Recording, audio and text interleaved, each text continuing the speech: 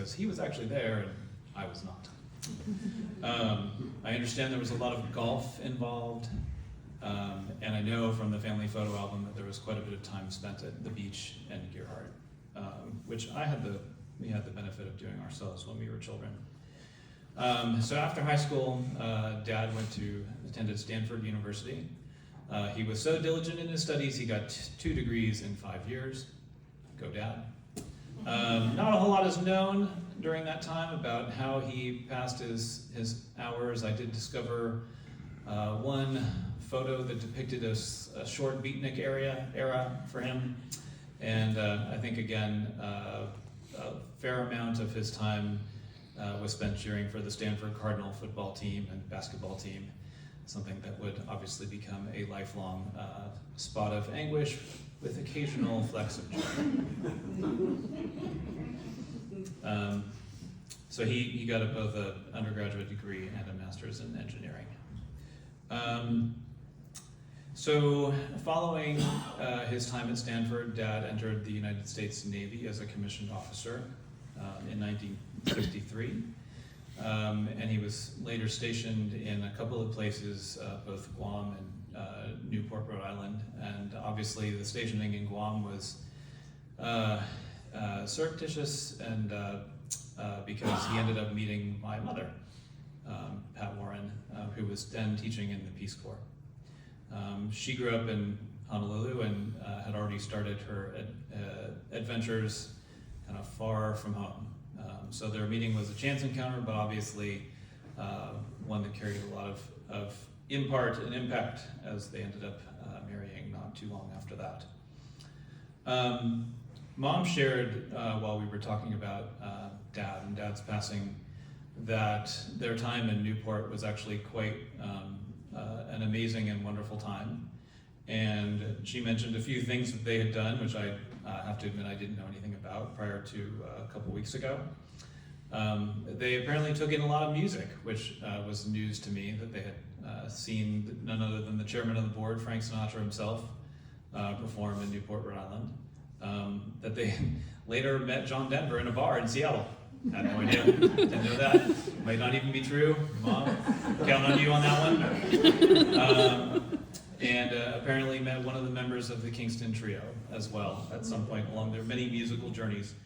But it was heartening for me to know, because I'm a musician myself, and so is my wife, obviously, Amy. Thank you for that. So it was nice to know that he liked music a lot, and had those early experiences. A couple of the details she mentioned. They apparently were living at a mansion in Newport, Rhode Island called Seafair, where the owners rented the servants' quarters out to naval officers.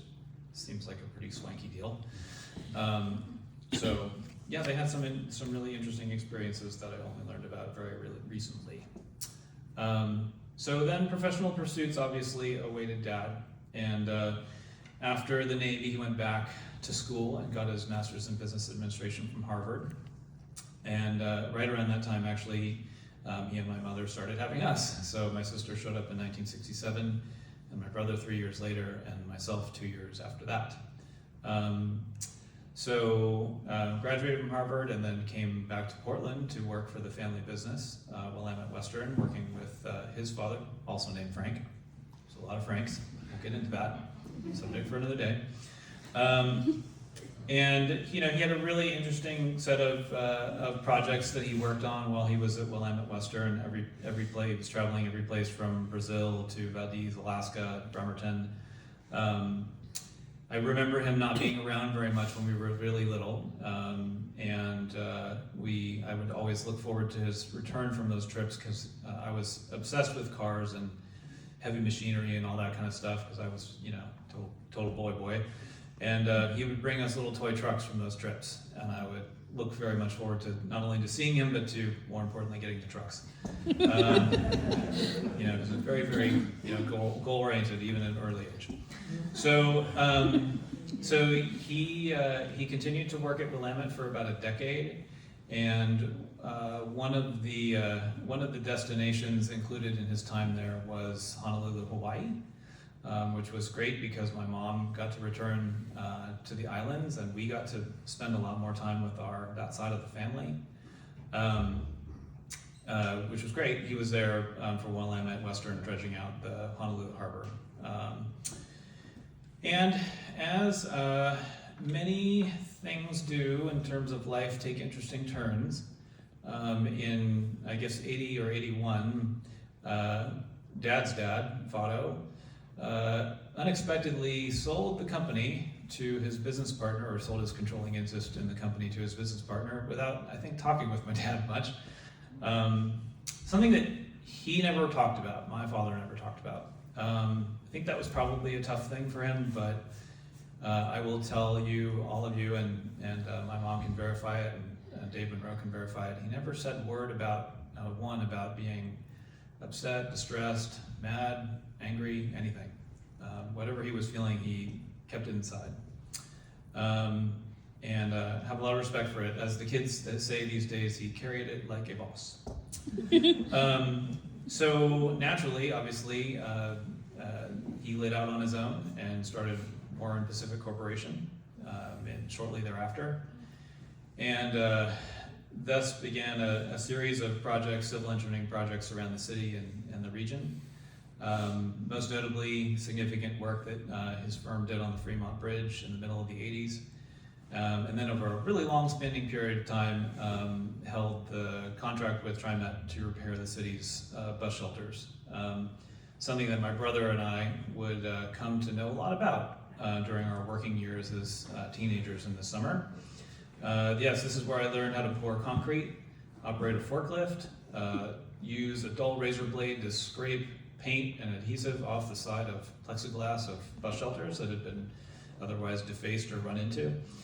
Dad, in fact, ensured that neither one of us would ever dare follow him into the pursuit of construction by taking us to all of the worst jobs that he ever worked on. That included more than one sewage treatment plant, more than one, mind you, a prison, and a lot of time spent on tugboats, skiffs, and barges, and other various modes of transportation. So of course I picked something way easier for my profession and became a fundraiser. Not long after he started his own business, my parents separated and divorced, which is a whole other chapter I won't get into. We all survived it. He married fairly quickly, and I do want to acknowledge that one of my stepbrothers, Barry Daigle, is here today representing the Daigle side of the family. And I thank you for being here, Barry. There's a lot I could say about a lot I could say that I won't say about my father's relationships. I'll come back to that very briefly at the end, but I'm going to move on. So shifting gears a little bit, I'm going to fast forward a few years and share a few more specific remembrances of Dad. And it's significant that I kind of am pivoting from when he and my mom split, because there was a moment in time where I know my father, I don't really know because he didn't tell me, because they have that whole stoic thing in the Warren family. But he had the capability, or showed the capability later on in the later parts of my childhood and early adulthood, to really maybe shift a gear and think a little bit more carefully about how he was connecting with us and how he was showing up in our lives. And I have some examples that I do want to share. So fast forward to my freshman year in high school. I was in boarding school in Southern California. So I was 12 or 1,300 miles away from Portland. And I'm 2 months in, and it's a Saturday morning, and I'm a teenager, and so I'm gnawing, my morning away sleeping. And all of a sudden I hear a car pull up to the outside of my dorm room. I was on the first level, so I was like right next to the parking lot. Great place to be. And I was like, this is crying out loud. Who is outside my room? It's 8:30 in the morning. I just want to go to sleep. So I yanked the covers back over my head and just tried to turn over and ignore it. And all of a sudden I hear a knock at the door, and I'm like, okay, really, come on, what is going on? And I I pull the curtains back, and my dad is standing there. And he's like, Bill, it's your dad. I'm like, what are you doing here? Is this a dream? Like, what is going on? I was just completely dumbfounded by the whole thing because he had no business being there. And clearly he had gotten up very early in the morning, flown to Los Angeles, and then driven another 2 hours to get to see me. So, sure enough, like, he was there to spring me and my brother for a weekend of I don't know what. It was a total surprise. And obviously, as you can tell by me sharing the story here, it left a definite impression on me. It was his way of surprising people and showing that he cared, even if he couldn't always exactly say the words, right? So, of course, that's not the only way that he showed up for people. Everyone in our family, and even some extended family members, are very familiar with Dad's constant habit of sending clippings through the mail. A concept that, along with letter writing, seems thoroughly from another era. These envelopes would literally arrive 2 to 3 times per week, and they were all chock-a-block filled with articles about the Blazers, Stanford basketball and baseball, articles, stock tips, and of course the weather outlook for Portland every month. That, of course, was his subtle way of telling me that he wanted us to move back. There were other surprises. My brother and I both recall Dad showing up for our 21st birthdays at our respective colleges to, quote unquote, take us out for our first drink. I got news for you, Dad. And he had a way of surprising people with unexpected gestures that could sometimes be described as over the top. Back in the 90s, my in-laws, Amy's parents, were on vacation touring around Oregon, and Dad came downtown to have dinner with them at the Benson Hotel. My in-laws tell me how wonderful and gracious my father was. And to top that all off, the very next day, he swung by their hotel and dropped off a case of Oregon Pinot Noir for them to take back east. They continue to talk about that gesture even today. So some additional observation and random musings about our father, Frank Warren. There are some themes that run through his life and our experiences of him. And I promise we're getting closer to that, I promise. So the first, being late. Dad ran on his own time schedule, much like public buses, ironically. In fact, if he could have found a way to be late to his own funeral from the beyond, he would have done so. Famously, he showed up about 5 minutes before the start of a wedding for family friends at Black Butte. Certain people in attendance today witnessed him spotted in mid-wardrobe change in the parking lot. Driving. Dad, actually, unbeknownst to many, pioneered the art of distracted driving. Decades before it was a thing. How, you ask? Well, most car trips in our youth saw him driving the car, holding a cup of coffee, occasionally reading a folded-up newspaper, and carrying on a conversation with one of us while driving a stick-shift car. He did have an encyclopedic knowledge of Portland city streets and of some other cities that he frequented. There was also just a lot of driving and road tripping in general. Early on, it was car trips to Gearhart and Cascade Head. Later, we traveled to Sun Valley for skiing during the middle of a blizzard. That was fun. Then it came time to college. Dad made multiple trips across the country with me and my brother to bring our cars back east, and I think he even did the same with my sister. My brother and I also had a Wally World experience, wherein Dad decided to drive us from Palm Springs to Disneyland without first checking on the Sunday hours. Oops. So I didn't actually get to Disneyland until about 3 years later. Dad's frugality. To put it lightly, Dad kept a close eye on his money. One of his favorite expressions to drop at dinners when the check would arrive is, never stifle a generous impulse. Dad also had a literally dangerous habit of staying in the very worst flea bag hotels when coming to visit us in college and afterward. It's here that I should mention this week that my brother discovered several letters that I had written to my father during my freshman year in college. The one thing all of those letters had in common, much to my embarrassment, was a request for money.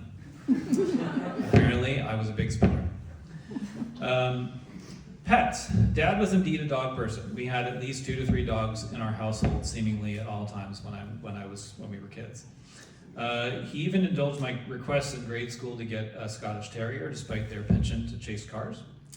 Most recently, he had acquired a mutt by the name of Rusty. Rusty was an extremely faithful pet, though mutt was probably very favorable marketing.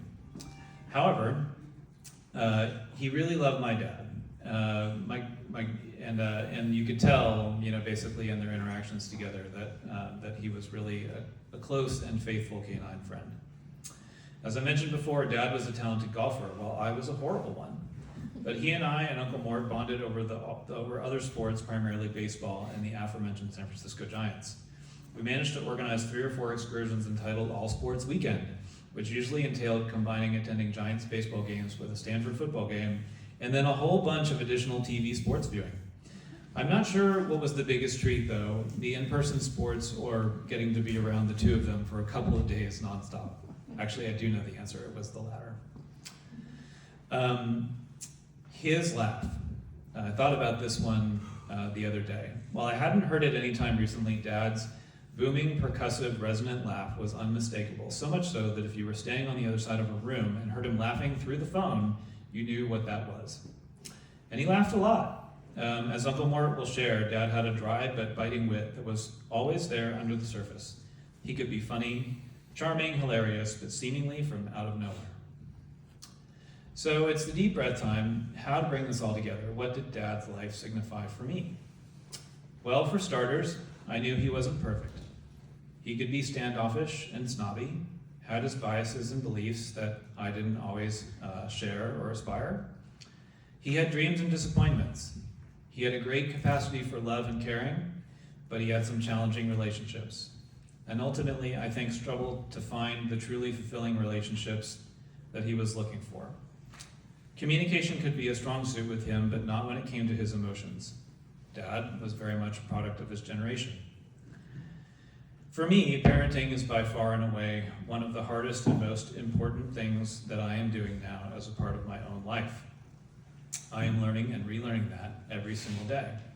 What I choose to think about most with regard to Dad is how hard and creatively he worked, both to develop his own individual relationships with the 3 of us and those closest to him, and how he worked over the course of his life to become a better parent.